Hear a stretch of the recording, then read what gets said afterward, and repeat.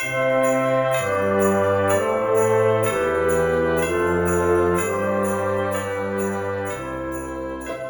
Christmas, I'm taking 3 medieval English recipes from 3 different manuscripts and creating for you my 3 medieval Christmas bites. These canopies are perfect for eating with family and friends, along with a Christmas tipple in hand. The first Christmas bite is a mini version of a recipe found in King Richard II's late 14th century cookery book, Fourme of Cury. The recipe is called Flaumpeyns or flame points. These are Moorishness in a morsel, perfect little savoury tartlettes, making use of the now classic combination of pork and cheese and elevated by exquisite medieval spicery. The second medieval bite is based on a recipe that's found in a manuscript that goes right back to about 1325. Known in the original as saumon gentil, these were delicately spiced, bite-sized salmon dumplings, and they were to be brought forth to the Lord forth bringen, we're told. I'm renaming them my little parcels of noble salmon, and I'm going to use a simple spice technique that will make them extra special, good enough for even the most discerning of lords that might happen to be in your home over Christmas. I finish with a delicious tartlet of figs. Taken from a 15th century recipe called potage royal, I'm calling them royal fig tartlets. They are so good, just a little boozy and full of Christmas spices, that I guarantee some of your friends and family will be sneaking 1 or 2 when you're not watching. You can find detailed written recipes of my 3 medieval Christmas bites by going to my Buy Me a Coffee page. You'll find them under Extras. My premium content subscribers will get them in the usual way via the website. Right now, I'm going to show you how to make them. All 3 of my recipes are gluten-free, as I'm gluten intolerant. Gluten-free short crust pastry, which I'm making here, is perfect for this dish, as it has a light, crispy texture, and it's a big improvement on medieval flour and water crust. So, take 200 grams of gluten-free white plain flour and add to it 1 teaspoon of xanthan gum, essential, and a pinch of salt. Place this into a food processor and whiz for a few seconds to combine. Then add 100 grams of unsalted butter, chilled and cubed.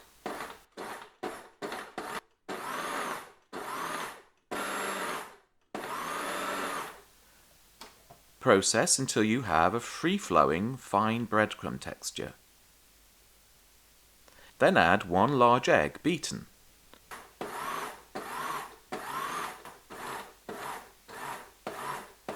Process carefully using the pulse feature until the dough is soft enough to form large clumps. If it's a little dry, add a teaspoon or 2 of chilled milk or water. Next, on a floured surface, shape and roll into a round, about 2 centimetres, that's a little less than 1 inch thick. Then wrap it in baking paper and chill for 30 minutes, allowing the dough to properly rest. Once rested, roll out the dough as evenly as possible to about 3 millimetres, about 1/8 of 1 inch thick. Then, using the correct size pastry cutter, cut out circles of pastry to fit your tartlet tray.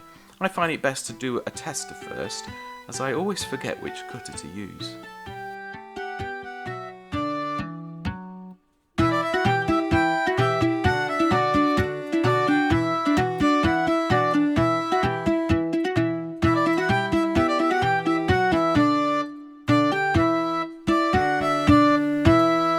Follow this by cutting out a tall, narrow triangle for each of your tartlets.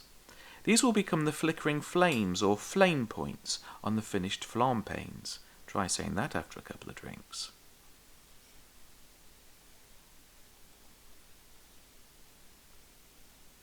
Next, gently twist the circles into the wells of your tartlet tray, making sure to only push from the edges so as not to puncture the pastry. This is fiddly work and takes a fair bit of time. Use a pastry tamper to gently press the base and sides of each pastry case.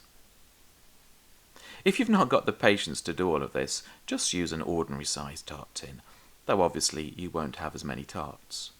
You also need to glaze your pastry flames. I'm using a yolk and saffron glaze, for which I pre-soaked a pinch of saffron in hot water for 10 minutes before adding it to 2 beaten yolks. It's best to place the flames onto a baking tray lined with baking or greaseproof paper. For now, just brush one side. When done, pop both the flames and the tartlet cases into the fridge to chill for at least 20 minutes. Once chilled, prick the bottoms of the cases with a fork. This keeps the bases flat once they're baked. And then glaze their rims. Then you need to turn your flames over and brush their other side with more of that sunshine glaze. Bake both the cases and flames in the middle of a hot oven, 180 fan, 200 Celsius or 390 Fahrenheit, for 8 to 9 minutes, turning the pastry flames halfway. Once baked, remove the trays to cooling racks in order to cool.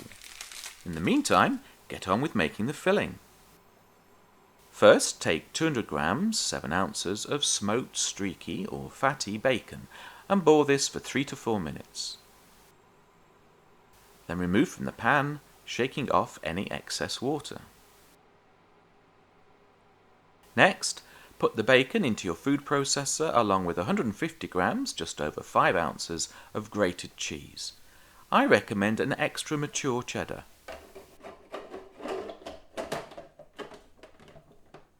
Process this for a few seconds. Then it's time to add some medieval spices. The original recipe leaves the choice to the cook, simply saying to use good puderos, good powders, so I'm going with the oft-used powder douce or sweet powder. You can find an authentic recipe for this on my website. And I'm not being shy with the spices. This filling can cope with it, so I'm adding 2 level teaspoons. You also need to add 1 teaspoon of castor or superfine cane sugar and 1 large beaten egg. Blend for a couple of minutes until the mixture is very smooth. It should drop from a spatula or spoon with just a gentle tap.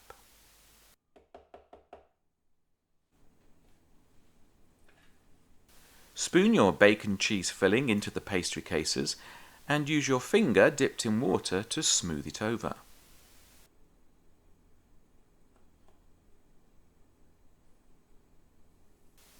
Next, scrape away any excess glaze from your flames and press one into the top of each of the filled tartlets. Return to the middle of your oven at the same temperature and bake for a further 5 or 6 minutes. As soon as you remove them, straighten any of the flames that may have subsided slightly. Oh, and one final thing to make your mini Flaumpeyns sing. Yes, I'm adorning them with a touch of spicy luxury, cinnamon buds. These are difficult to get hold of, but if you do manage to do so, grind a couple of tablespoons worth very finely, and with a tea strainer sift the magic dust atop your tartlets. You'll be rewarded with a gentle prod of pleasure. To imitate the delicate sweet cinnamon taste, you could try mixing ground sugar and cinnamon powder.